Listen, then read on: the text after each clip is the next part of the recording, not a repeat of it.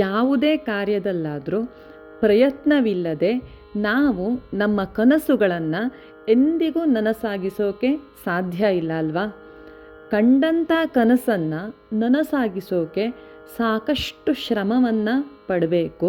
ನಮ್ಮ ಆಲೋಚನೆಗಳು ಒಂದು ರೀತಿಯ ಕಬ್ಬಿಣವಿದ್ದಂತೆ, ಅದಕ್ಕೆ ಅನುಗುಣವಾಗಿ ನಮ್ಮ ಮನಸ್ಸಿನ ಭಾವನೆಗಳು ಆಯಸ್ಕಾಂತವಿದ್ದಂತೆ. ಪ್ರಮುಖವಾಗಿ ಆಯಸ್ಕಾಂತದಲ್ಲಿ ಉತ್ತರ ಧ್ರುವ, ದಕ್ಷಿಣ ಧ್ರುವ, ಸೌತ್ ಪೋಲ್, ನಾರ್ತ್ ಪೋಲ್ ಅನ್ನುವಂಥ 2 ಧ್ರುವಗಳಿದೆ ಅಂತ ನಾವು ಓದಿರ್ತೀವಿ ಅಲ್ವಾ?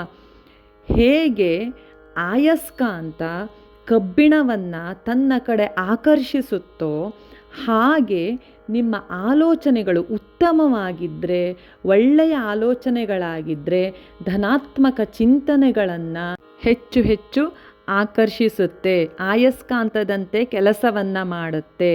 ನಾವು ಬಯಸಿದ್ದನ್ನು ಪಡೆಯೋಕೆ ಸಾಧ್ಯವಾಗುತ್ತೆ, ಅಥವಾ ಪಡೆಯಬೇಕೆಂಬ ಅರ್ಹತೆಯನ್ನು ನಮ್ಮ ಜಾಗೃತ ಮನಸ್ಸಿನಲ್ಲಿ ಹೆಚ್ಚು ಬಲವಾಗಿ ಮೂಡಿಸುತ್ತೆ.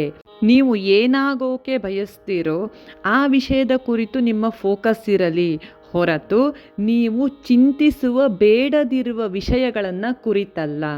ಫಾರ್ ಎಕ್ಸಾಂಪಲ್, ನಾನು ಸೋಮಾರಿ, ನನಗೆ ಕೆಲಸ ಮಾಡೋಕ್ಕೆ ಸಾಧ್ಯ ಆಗ್ತಿಲ್ಲ, ಈ ಕಾರ್ಯ ನನ್ನಿಂದ ಆಗೋಲ್ಲ, ನನ್ನ ಬಳಿ ಹಣ ಇಲ್ಲ, ನನ್ನ ಬಳಿ ಸಮಯವಿಲ್ಲ, ಸಮಯಕ್ಕೆ ಸರಿಯಾಗಿ ಕಾರ್ಯವನ್ನು ದಕ್ಷತೆಯಿಂದ ನಿರ್ವಹಿಸೋಕೆ ಆಗೋಲ್ಲ, ನಾನೊಬ್ಬ ಅಪ್ರಯೋಜಕ, ಅಶಿಸ್ತಿನವನಾಗಿದ್ದೇನೆ. ಹೀಗೆಲ್ಲ ನಿಮ್ಮನ್ನು ನೀವು ಒಳಗೊಳಗೆ ದೂಷಿಸಿಕೊಳ್ಳುತ್ತಾ ಚಿಂತಿಸುತ್ತಾ ಕೂತ್ರೆ ಅದುವೇ ನಿಮ್ಮ ವೈಫಲ್ಯಕ್ಕೆ ಕಾರಣವಾಗುತ್ತೆ.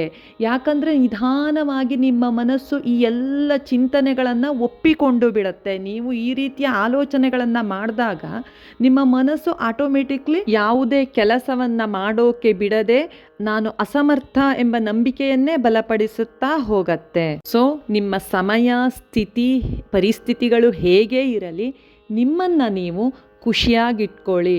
ಭಗವಂತ ನಿಮಗೆ ಊಟ, ತಿಂಡಿ, ಹಾಕೋಕೆ ಒಳ್ಳೆ ಬಟ್ಟೆ, ವಾಸ ಮಾಡೋಕೆ ಮನೆ, ಖರ್ಚಿಗೆ ಬೇಕಾಗುವಷ್ಟು ಹಣ, ಒಳ್ಳೆಯ ಕುಟುಂಬ, ಒಳ್ಳೆಯ ವಿದ್ಯೆ, ಜೊತೆಗೆ ಬುದ್ಧಿ, ಎಲ್ಲದಕ್ಕಿಂತ ಮಿಗಿಲಾದಂಥ ಆರೋಗ್ಯವೆಂಬಂಥ ಮಹಾ ಸಂಪತ್ತನ್ನು ಭಗವಂತ ನಿಮಗೆ ಕರುಣಿಸಿದ್ದಾನೆ ಅಂತಾದರೆ ಇದಕ್ಕೆ ನೀವು ಸಂತೋಷ ಪಡಿ. ಇನ್ನೇನು ಬೇಕ್ರಿ ನಿಮ್ಮ ಜೀವನಕ್ಕೆ? ಇವೆಲ್ಲವೂ ಇದ್ದರೆ ಇಷ್ಟಪಟ್ಟಿದ್ದನ್ನು ಕಷ್ಟಪಟ್ಟಾದರೂ ಪಡ್ಕೋಬೋದು. ನಿಮ್ಮ ಬಳಿ ಇರುವ ವಸ್ತುವೇ ಇರಲಿ, ವ್ಯಕ್ತಿಯೇ ಇರಲಿ, ಅದನ್ನು ನೋಡಿ ಸಂಭ್ರಮಿಸಿ ಭಗವಂತನಿಗೆ ಶರಣಾಗಿ ಇನ್ನೂ ಅಭಿವೃದ್ಧಿಗೋಸ್ಕರ ಪ್ರಾರ್ಥಿಸಿ.